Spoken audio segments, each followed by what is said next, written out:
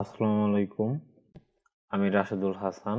Adobe Illustrator CS6 এই কোর্সে আমি আপনাদের সাথেই থাকব।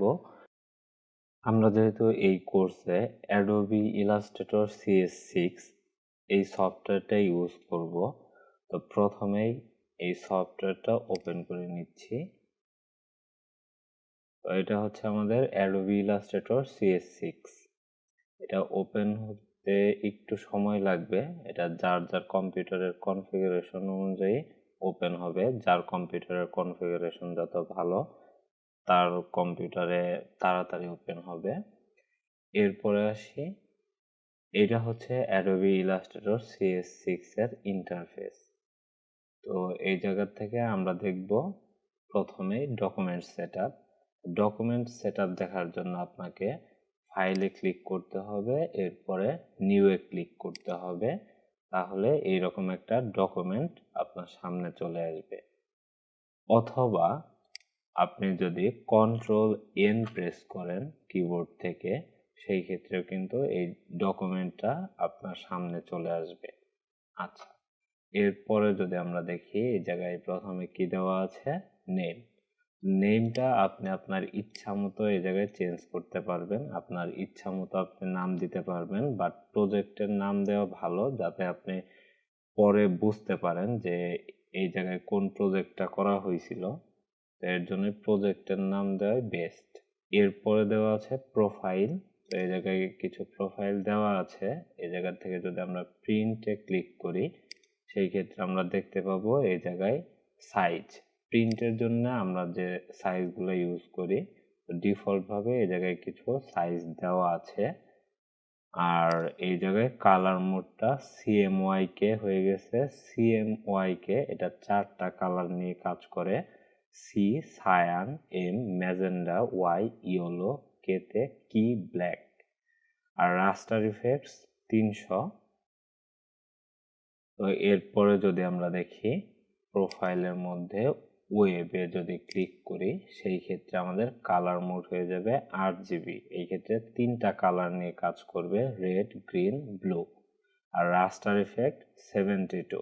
আর এই জায়গায় এই যে ডিফল্ট কিছু সাইজ দেওয়া আছে, এগুলা হচ্ছে ওয়েবের জন্য যে আমরা সাইজগুলা ইউজ করি, সেই সাইজগুলা এই জায়গায় ডিফল্টভাবে কিছু সাইজ দেওয়া আছে।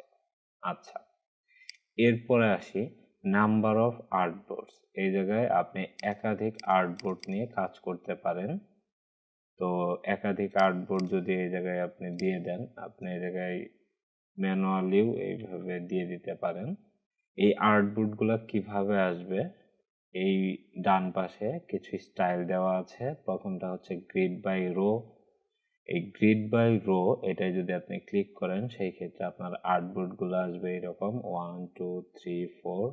দেন নেক্সট হচ্ছে গ্রিড বাই কলাম, এটা যদি দেন সেই ক্ষেত্রে আর্টবোর্ডগুলো আসবে 1 2 3 4। এটা দিলে অ্যারেঞ্জ বাই রো, এটা যদি দেন সেই ক্ষেত্রে বাম থেকে ডান দিকে অ্যারেঞ্জ হয়ে আর্টবোর্ডগুলো চলে আসবে।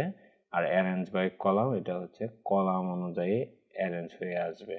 আচ্ছা, আর এটা যদি ক্লিক করেন সেই ক্ষেত্রে এটা ইনভার্স হয়ে যাবে, 1 2 3 4 এইভাবে আসবে। এটা আসবে 1 2 3 4।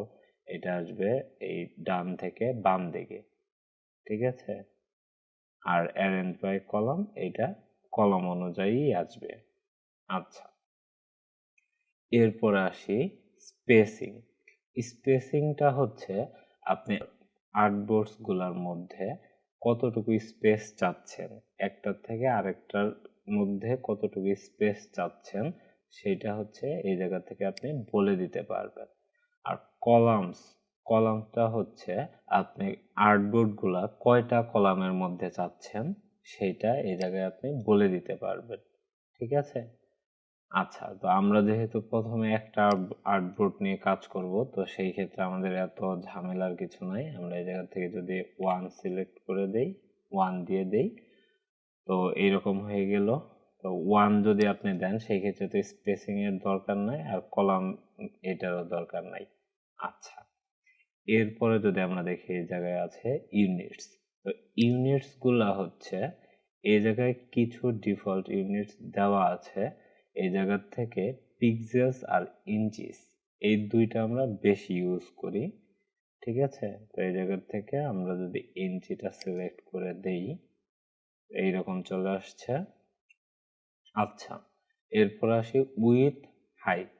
উইথটা আপনি আপনার ইচ্ছা মতো যদি দিয়ে দেন, এই জায়গায় 9 দিলাম সাপোজ, এই জায়গায় দিলাম 10। এইভাবে কিন্তু আপনি আপনার ইচ্ছা মতো চেঞ্জ করে দিতে পারবেন, কাস্টম করে নিতে পারবেন, ঠিক আছে। এরপরে আসি ওরিয়েন্টেশন। এটার মধ্যে এই প্রথম যেটা সেটা হচ্ছে পোর্ট্রেট মোড, আর এটা হচ্ছে ল্যান্ডস্কেপ মোড। তো পোর্ট্রেট মোডটাই আসলে কি করা হয়, পোর্ট্রেট মোডে হচ্ছে আপনার হাইটটা বেশি থাকবে, উইডথটা কম থাকবে। আর যদি আপনার ল্যান্ডস্কেপ এটা যদি সিলেক্ট করেন সেই ক্ষেত্রে আপনার উইডথটা বেশি থাকবে আর হাইটটা কম থাকবে। আচ্ছা, এরপরে আসে ব্লিড। ব্লিডের কাজ কি?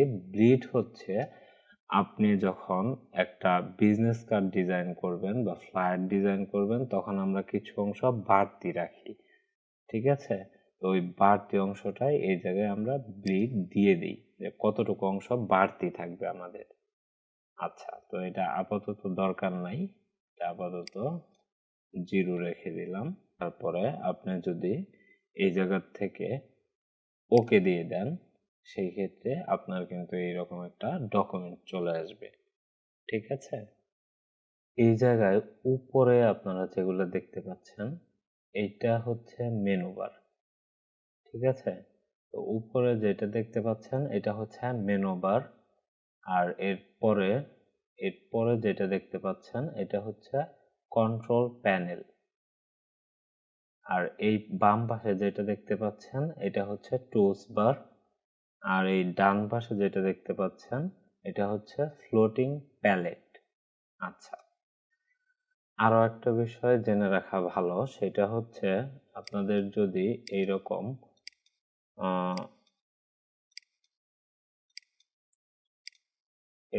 উল্টাপাল্টা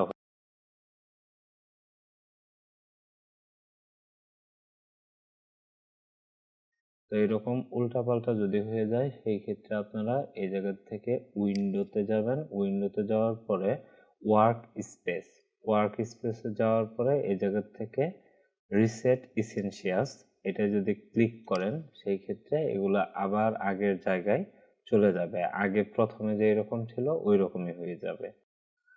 তো এটা আরেকভাবে করা যায়, সেটা হচ্ছে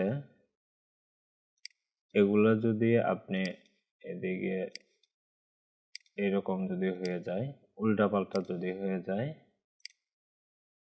এটা যদি এগুলো যদি এই পাশে চলে আসে সেই ক্ষেত্রে এগুলো আপনি আবার আগের অবস্থায় কিভাবে নেবেন, এই জায়গায় ক্লিক করবেন, ক্লিক করার পরে এই জায়গা থেকে আপনি এই অপশনটা পেয়ে যাচ্ছেন। তো এটার মধ্যে যদি আপনি ক্লিক করেন সেই ক্ষেত্রে এগুলো কিন্তু আবার আগের অবস্থানে চলে যাবে।